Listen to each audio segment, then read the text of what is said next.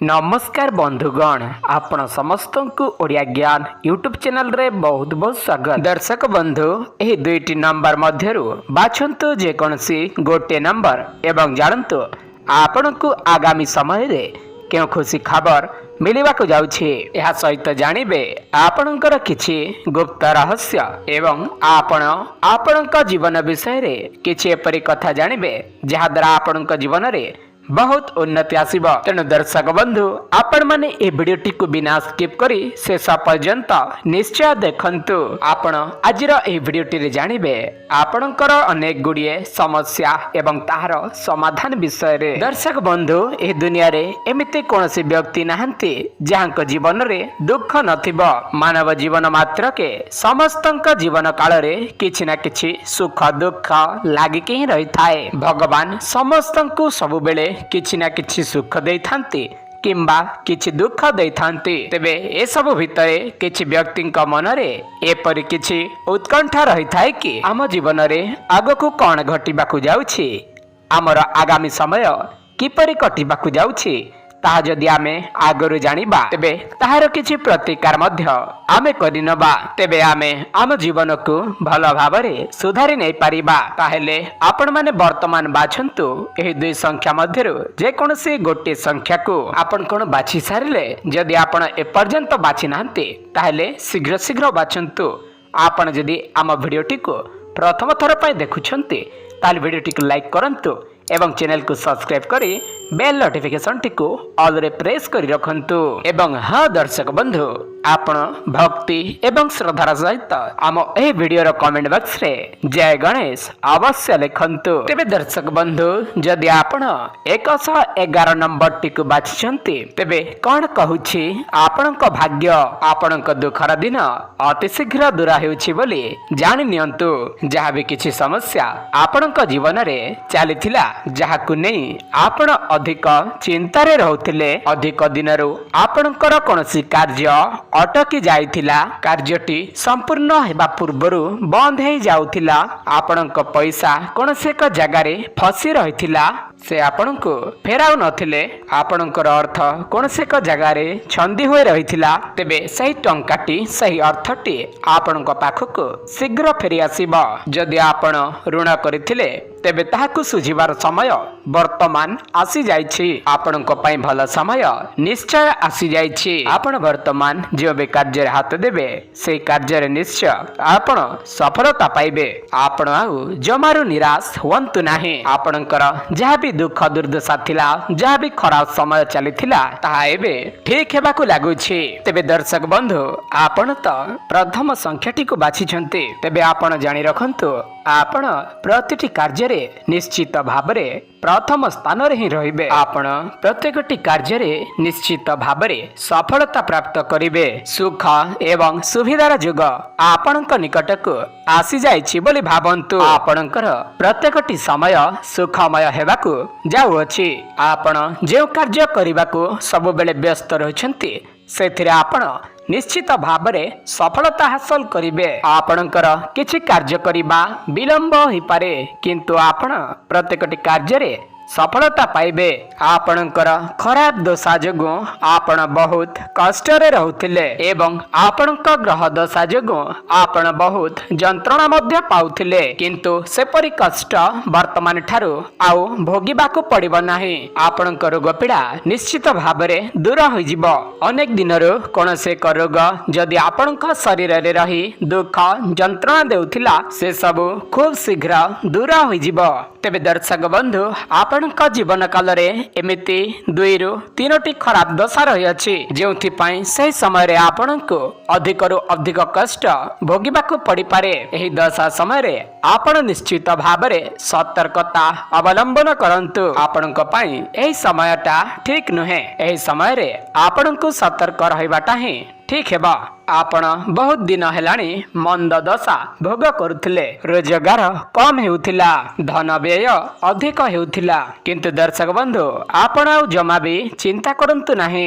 आपणक पाए वर्तमान शुभ समय आसी जाउछि। संतान जनित शुभ खबर मध्य आपण पाइबे। समस्त बाधा विघ्नर विनाशर समय मध्य वर्तमान आसी जाइछि। आपणक मनरे नूतन भावना सृष्टि हेब। आपणक मनरे जहाँक प्रति खराब भावना आसुथिला ताहांको जेते शीघ्र पारिबे सेते शीघ्र दूरे दियंतु, कारण ताहा ही आपणक जीवन रे दुखर कारण हेब। आपण सर्वदा चेष्टा करंतु कि आपणक मनरे काहा प्रति आसक्ति भाव रखंतु नाही एवं आवश्यक ठारू अधिक विश्वास काहा उपरे करंतु नाही। तेबे दर्शक बंधु प्रत्येकटी मनीष निजर किछि ना किछि स्वार्थ रखिथांती। आपण जहाँकु आसक्ति भाव रखिछंती से व्यक्तिटी आपणक पाखकु किछि ना किछि स्वार्थ रखि निश्चय आसिछंती। तेबे आपण निज विवेक एवं बुद्धि साहाय्य कार्यटी करंतु।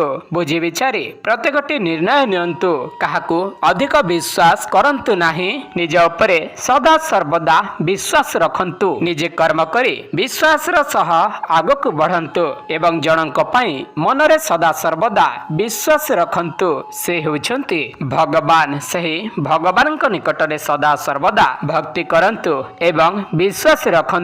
तेबे दर्शक बंधु आपणकर केउ खुशी खबर वर्तमान मिलिबाकू जाउछि, आसंतु जानि नबा। आपण कोनसी जगह रे जदि अर्थ व्यय करिसंती तेबे ताहा आपणक पाखकू निश्चित भाबरे फेरस्त हेब।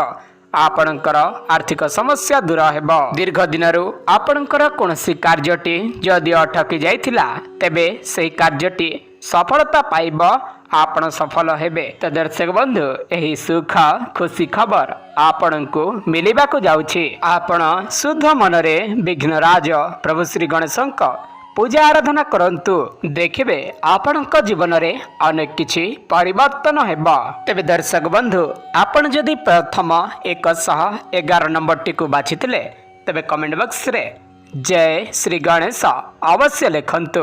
तेबे वर्तमान जानिबा जदि आपण 333 नंबर टिको बाछिछंती तेबे आसंतु जानिबा आपणको केउ खुशी खबर मिलिबाकू जाउछि एवं आपणक जीवन रे एमिति किछि समय अतिबाहित होई सारिछि एवं किछि पूर्वरु घटी जाइथिबा घटना पई आपण वर्तमान मध्य चिंतित अछंती। सही खबर गुड़िक सही घटना गुड़िक बारंबार आपण को आघात देउछि। आसंतु जानिबा।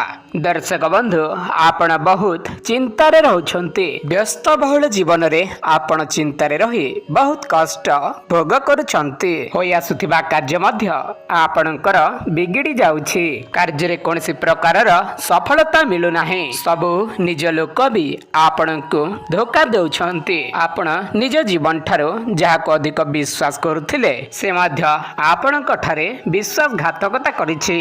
जहा विकलरे आपण साहाଯ୍ୟର हाथ बढ़ाइथिले से मध्य आपणक पाखरे आउ नाहंती। आपणको छाड़ी बहुत दूर को चली जाइछंती। एबे आपणकर संग साथी माने मध्य दूरे जाइछंती। तो ताहार मूल कारण हेला अर्थ। सत कथा हेला एबे आपणक पाखरे अर्थर घोर अभाव देखा देछि। अर्थ जनित समस्या देई आपण गति करुछंती। प्रत्येक क्षेत्र रे अर्थर आवश्यकता पड़ुछि हेले आपणक पाखरे अर्थ नाही। आय जेतिकी हेउछि खर्च ताठारु भी अधिक हो जाउछि। एभली आपण चिंता करी व्यस्त विव्रत हो पड़ुछंती हेले आपण जमारु भी व्यस्त विव्रत न होई ध्यान दे एही गोटे कथा को आपण सुनंतु। यह आपणक पई एक खराब समय चलीथिला जहा पई आपण मध्य एबे सर्वहरा होई जाइथांते, किंतु प्रभु श्री कृष्णक कृपारु आपणकर सही असुविधा एते मात्रा रे हेई नाही। आपण करिथिबा जीवन रे भल कर्म शुभ कर्म अछि।